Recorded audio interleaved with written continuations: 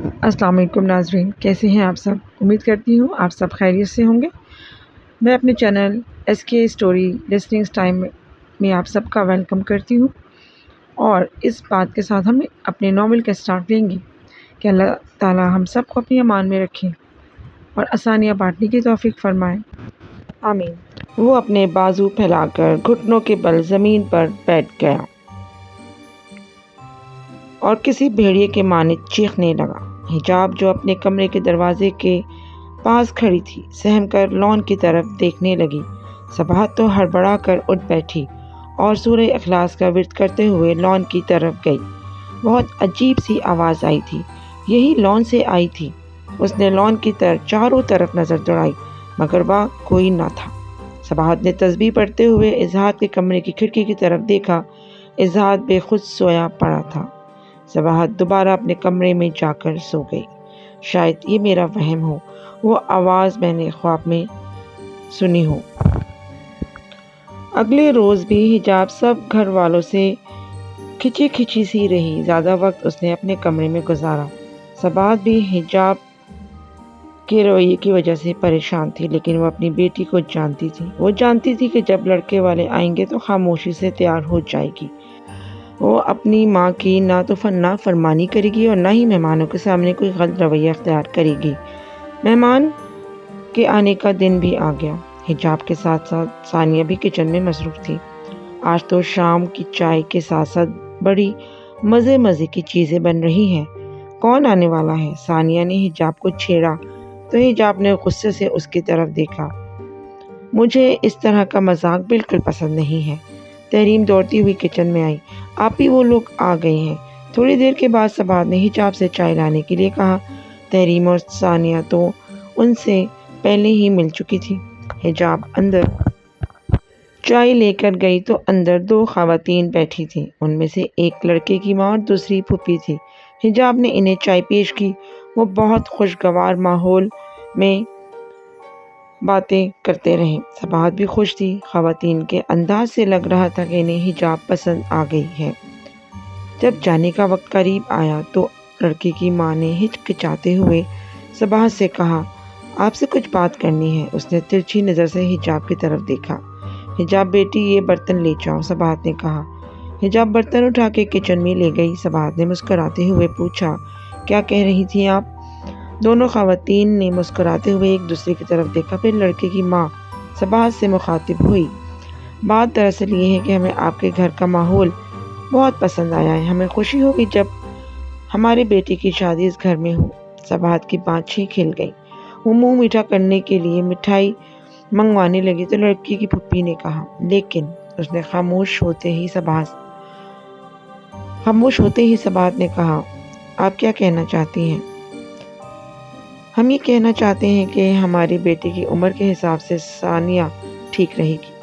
لڑکی کی ماں ختیجہ کی یہ بات سن کر صباحت جیسے سن ہو گئی۔ دونوں خواتین نے اٹھتے ہوئے کہا، آپ اپنی بیٹیوں سے مشورہ کر لیں اور پھر بتا دیجیے گا۔ پلیز ہمیں مایوس مت کیجیے گا، ہمیں آپ کے فون کا انتظار رہے گا۔ ان کے جانے کے بعد صباحت کی ساری خوشی ہوا ہو گئی۔ ثانیہ اور تحریم صباحت کے پیچھے پڑ گئیں۔ اماں کیا بات کی لڑکے والوں نے؟ انہیں آپ ہی پسند تو آ گئی ہیں۔ صباحت برتن اٹھاتے ہوئے چڑھ کر بولی، جب تینوں بہنیں جوان ہوں تو لوگ رشتہ مانگتے ہوئے چھوٹی بڑی نہیں دیکھتے۔ کیا مطلب؟ ثانیہ اور تحریم ایک دوسرے کی طرف پھٹی پھٹی آنکھوں سے دیکھنے لگی۔ تم دونوں بہنیں یہ برتن سمیٹو۔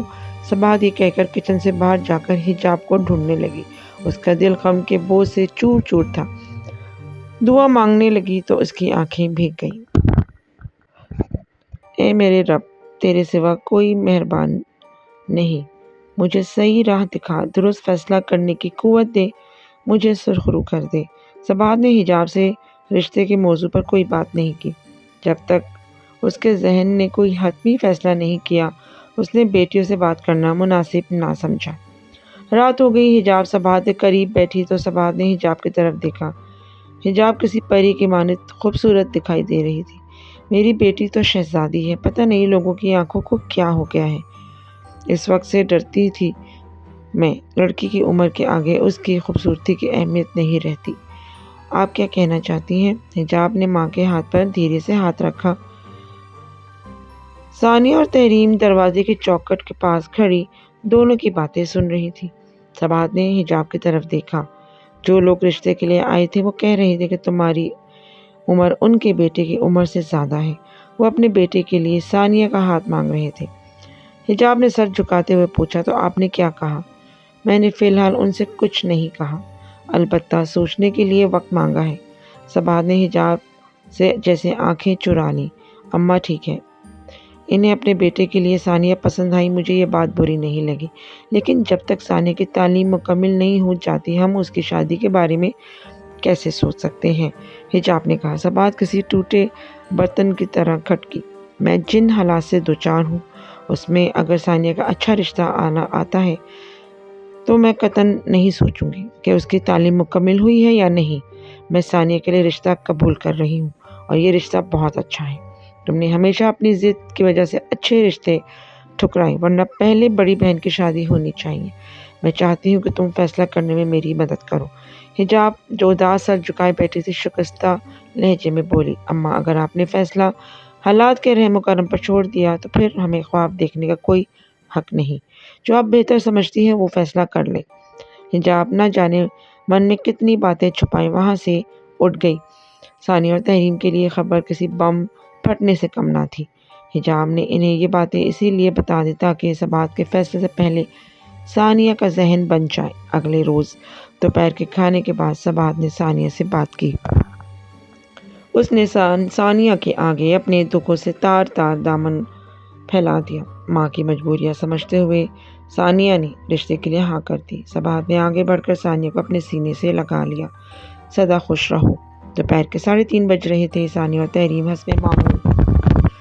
حسب معمول سو گئی۔ حجاب قالین پر بیٹھی دیوار سے پشت لگائے کسی گہری سوچ میں گم تھی۔ دل پر غم کے بادل چھائے تھے، آنکھیں بار بار بھیگ جاتی تھی۔ اس کے اندر ایک جنگ جاری تھی۔ اس کا دل چاہ رہا تھا کہ اس کے کوئی قریبی دوست ہو جس سے وہ اپنا دکھ بانٹے۔ شاید اس کی کوئی ایسی دوست بھی نہ تھی۔ وہ اپنے کمرے سے نکلی تو اس کے قدم اسے اظہار کے کمرے تک لے گئے۔ اس نے اظہار کے کمرے کے دروازے پر دستک بھی نہ دی۔ وہ کھوئی کھوئی سی دروازے کے باہر کھڑی رہی۔ اظہار کو جیسے اس کے آنے کی خبر ہو گئی وہ کمرے سے باہر آ گیا۔ آپ؟ حجاب نے اظہار کی طرف دیکھا تو اس کی آنکھوں میں نمی تیر رہی تھی۔ وہ لان میں جا کر گھاس پر بیٹھ گئی۔ اظہار بھی اس کے پاس بیٹھ گیا۔ کیا بات ہے، آج بہت اداس لگ رہی ہیں؟ اظہار نے حجاب کے سپاٹ چہرے کی طرف دیکھا۔ حجاب نے جیسے اظہار کی بات نہ سنی، وہ ایک دم سے مسکرانے لگی۔ تمہیں معلوم ہے اظہار، کچھ ہی دنوں کے بعد ہمارے گھر خوشیوں کے شادیانے بجیں گے۔ اظہار منہ بسور کر ادھر ادھر دیکھنے لگا۔ آپ کا رشتہ پکا ہو گیا ہے؟ میرا نہیں، ثانیہ کا رشتہ پکا ہونے والا ہے۔ حجاب نے اظہار کو چونکا دیا۔ ثانیہ؟ وہ تو آپ سے چھوٹی ہے اور ابھی پڑھ بھی رہی ہے، اظہار نے کہا۔ حجاب نے اظہار کی طرف دیکھا تو اس کی آنکھوں میں عجیب سی اپنائیت تھی۔ وہ بولنا شروع ہوئی تو محسوسات کے کسی سمندر میں جیسے غرق ہو گئی۔ دیکھو، کسی نے ایک پل کے لیے بھی نہیں سوچا کہ ثانیہ اور تحریم کی تعلیم کے لیے میں نے اپنی خوشیاں داؤ پر لگا دی۔ اتنا بڑا فیصلہ لیتے ہوئے اماں نے صرف یہی کہا کہ تم نے اپنی ضد سے اچھے اچھے رشتے ٹھکرائے اور اب وقت آ گیا ہے کہ لوگ تمہاری عمر کا سن کر پیچھے ہٹنے لگے ہیں۔ میرے ارمانوں کا ثانیہ نے بھی نہ سوچا۔ حجاب کی آنکھوں سے آنسو نکلنے لگے۔ تم انسانوں کا یہی پرابلم ہے۔ کیوں؟ کیا تم انسان نہیں ہو؟ اوہ سوری، میرا مطلب ہے ہم انسانوں کا یہی پرابلم ہے کہ ہم صرف اپنے ارمانوں کے بارے میں سوچتے ہیں۔ اگر تم خود کو اماں کی جگہ پر ثانیہ کی جگہ رکھ کے سوچو تو تمہیں معلوم ہو جائے گا کہ دونوں اپنی اپنی جگہ ٹھیک ہیں۔ اور میں؟ حجاب نے اپنائیت سے اظہار کا ہاتھ تھام لیا۔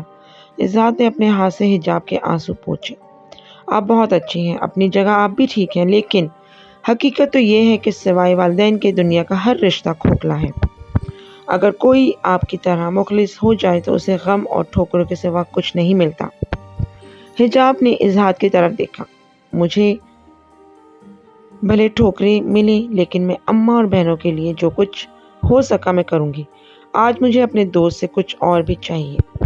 مجھ سے؟ اظہار نے بے یقینی کیفیت میں اپنے سینے پر ہاتھ رکھا۔ ہاں، تم سے۔ آپ مانگے تو صحیح، اظہار نے کہا۔ مجھے ہر مشکل میں تمہارا ساتھ چاہیے، دو گے نا؟ ہاں، اظہار نے مسکراتے ہوئے معنی خیز لہجے میں کہا۔ زندگی کے ہر موڑ پر تمہیں جب بھی میری ضرورت ہوگی میں پہنچ جاؤں گا، کسی بھی مشکل میں کبھی تمہیں تنہا نہیں چھوڑوں گا۔ اظہار کا لہجہ اس قدر گہرا تھا کہ حجاب اس کی باتوں میں کھو سی گئی۔ اظہار نے اسے دلاسا دیا اور کہا، رات بہت ہو گئی ہے، تمہیں اپنے کمرے میں جا کر سو جانا چاہیے۔ مجھے نیند نہیں آئے گی۔ حجاب نے بے دلی سے ہاتھوں کو جھٹکا تو اظہار نے اس کے دائیں ہاتھ کو اپنے ہاتھ میں لے لیا۔ میں دم کر دیتا ہوں۔ حجاب نے بھووں کو سکیڑ کر اظہار کی طرف دیکھا۔ اپنی آنکھیں بند کر لو، یہ کہہ کر اظہار نے ہونٹوں کی تیز چنبش کے ساتھ کچھ ورد کرنا شروع کر دیا۔ وہ دھیرے دھیرے اپنا ہاتھ حجاب کی پیشانی تک لے گیا۔ اس نے اپنا انگوٹھا حجاب کی بھووں کے درمیان میں رکھا اور باقی انگلیوں کو اس کی پیشانی پر خفیف سے انداز سے حرکت دینے لگا۔ ساتھ ساتھ وہ پڑھتا بھی رہا۔ کچھ دیر کے بعد جب حجاب نے آنکھیں کھولی تو اس کی آنکھیں نیند سے بوجھل ہو رہی تھیں۔ وہ جا کر اپنے کمرے میں سو گئی۔ صباحت نے لڑکے والوں سے ثانیہ کے رشتے کے لیے ہاں کہہ دی۔ جلدی ان کے گھر میں ثانیہ کی منگنی کی تیاریاں ہونے لگی۔ حجاب نے خود کو اس طرح سنبھالا کہ منگنی کی ساری تیاریاں اس نے اپنے ہاتھوں سے کی۔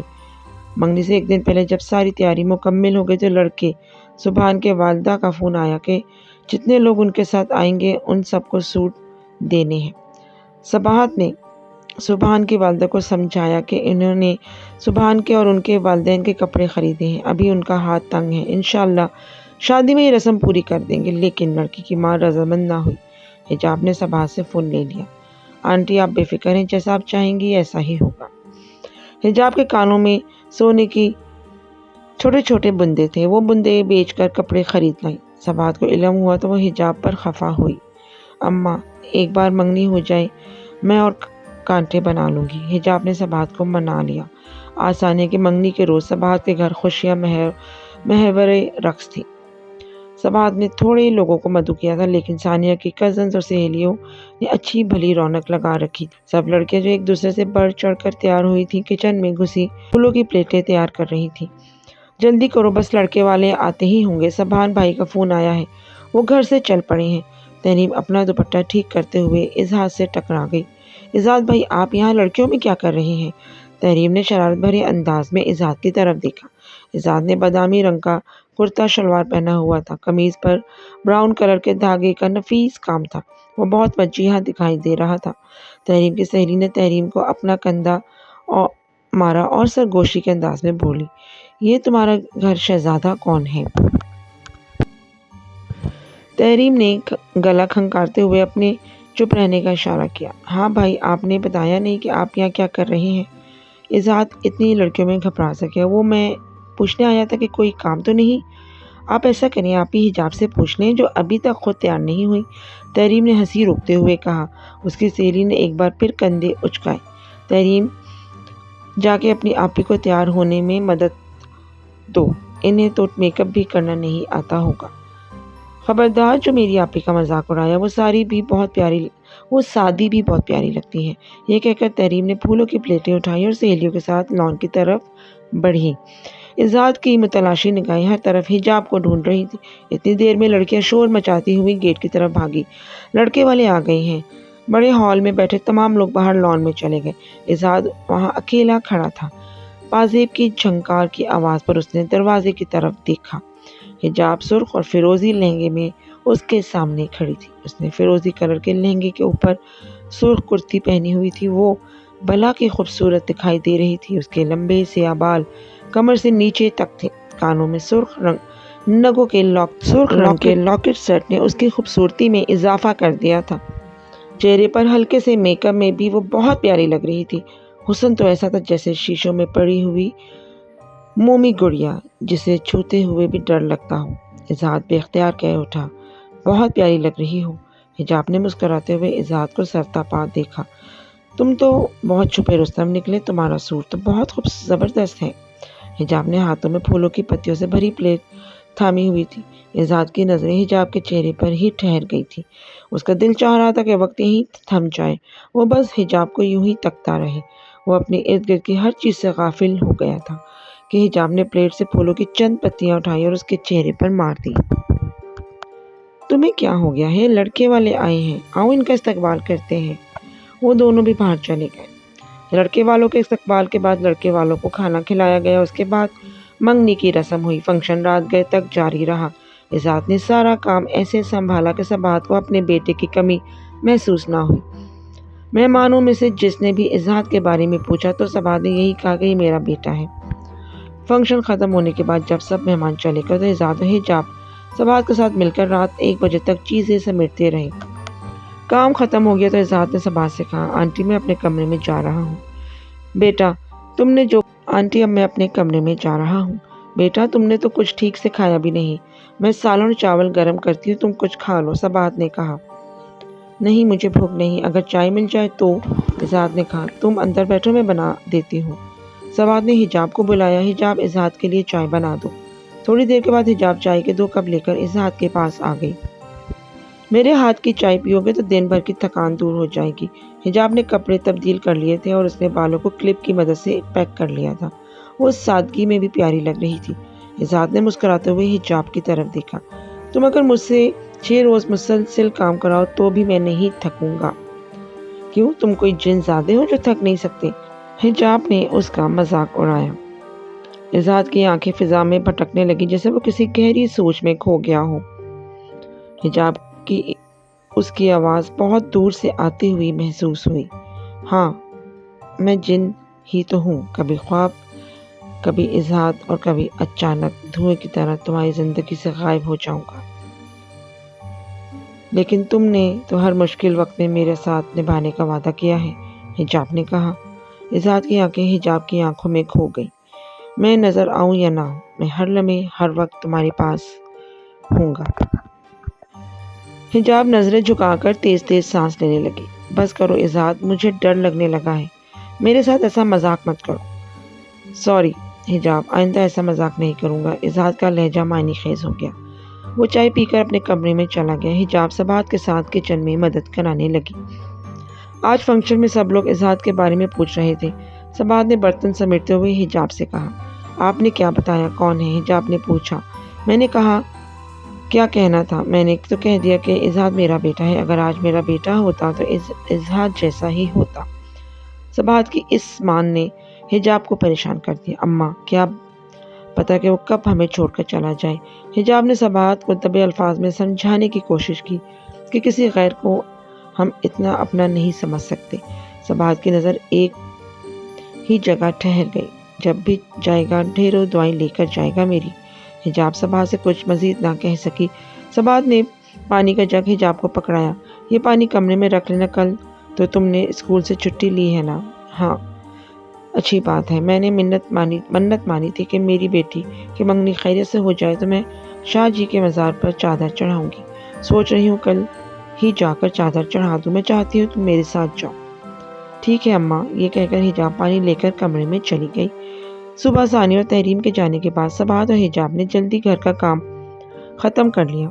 وہ دونوں نکلنے لگے تو اظہار انہیں گیٹ پر ہی مل گیا۔ آج تم کام پر نہیں گئے؟ سبات نے اظہار سے پوچھا۔ آج دل نہیں چاہ رہا تھا سو میں نے چھٹی کر لی۔ چلو پھر تم بھی ہمارے ساتھ چلو، سبات نے بے تکان بولی۔ کہاں؟ تم آؤ تو صحیح، راستے میں بتاؤں گی۔ سبات اس کا ہاتھ کھینچتی ہوئے اسے ٹیکسی تک لے گئی۔ اظہار کچھ نہ بول پایا۔ راستے میں اظہار نے پھر پوچھا، آپ تو بتائیں، اب تو بتا دیں کہ کہاں جا رہے ہیں؟ شاہ جی کے مزار جا رہے ہیں، میں نے چادر چڑھانے کی منت مانی تھی۔ سبات کی بات سن کے اظہار کے چہرے کا رنگ اڑ گیا۔ پورے سفر میں کچھ بول نہ پایا۔ جب مزار کے قریب پہنچ گئے تو حجاب نے صرف اتنا کہا، کیا تمہیں مزار پر جانا پسند نہیں؟ اظہار نے مسکراتے ہوئے حجاب کی طرف دیکھا، نہیں ایسی بات نہیں، خدا کے کسی پیارے بزرگ کے آستانے پر جانا تو مجھے اس قدر پسند ہے کہ میں وہاں جا کے بھی اپنے ہوش کھو بیٹھتا ہوں۔ اظہار آج میں کہیں خود کو کھو نہ دوں۔ حجاب انجانی سی کیفیت میں اپنی آنکھیں ادھر ادھر گھمانے لگی۔ اسے اظہار کی بات سمجھ میں نہ آئی۔ مزار کے قریب ٹیکسی رکی تو وہ تینوں لوگوں کے ہجوم سے گزرتے ہوئے مزار کے اندرونی حصے میں داخل ہو گئے۔ مزار کے باہر ہی سبات اور حجاب نے گلاب کے پھولوں کی چادر لے لی تھی۔ مزار کے صحن میں شیشم کا پرانا درخت تھا جس کی جڑوں کے قریب بہت سے دیے پڑے تھے۔ درخت ایک حصے میں سبات دیے جلانے لگی اور دوسرے حصے کے قریب حجاب اور اظہار بیٹھ گئے۔ ان دونوں نے ایک ساتھ دیے جلائے تو ایک انجانے سے رشتے کے احساس نے حجاب کے دل کی دھڑکنوں میں ہلچل مچا دی۔ اس نے اظہار کی طرف دیکھا تو اظہار کی آنکھوں میں کوئی خاص سی کشش اسے اپنی طرف کھینچنے لگی۔ اظہار کے لب تو خاموش تھے، تو پھر اس کے دل میں ایسا کیا تھا جس کا بھید اس کی آنکھیں کھول رہی تھی؟ صباحت کی آواز نے ان دونوں کا سکوت توڑ دیا۔ آ جاؤ۔ اندر جا کر شاجی کی قبر پر چادر چڑھائیں۔ صباحت کے ساتھ وہ دونوں وہاں سے اٹھے۔ بہت بڑے صحن کے بعد ایک برآمدہ تھا جس کے ساتھ ہی شاجی کی قبر تھی۔ وہ تینوں صحن عبور کر کے برآمدے کی طرف بڑھنے لگے۔ قوال برآمدے کے قریب پرجمان مخصوص دھن کے ساتھ رب کریم سے اپنے عقیدت کا اظہار کر رہے تھے۔ اظہار کے قدم بے اختیار قوالوں کی طرف بڑھنے لگے۔ حجاب نے اسے پیچھے سے پکارا، اظہار، لیکن اظہار کے جیسے کچھ سنائی نہیں دے رہا تھا۔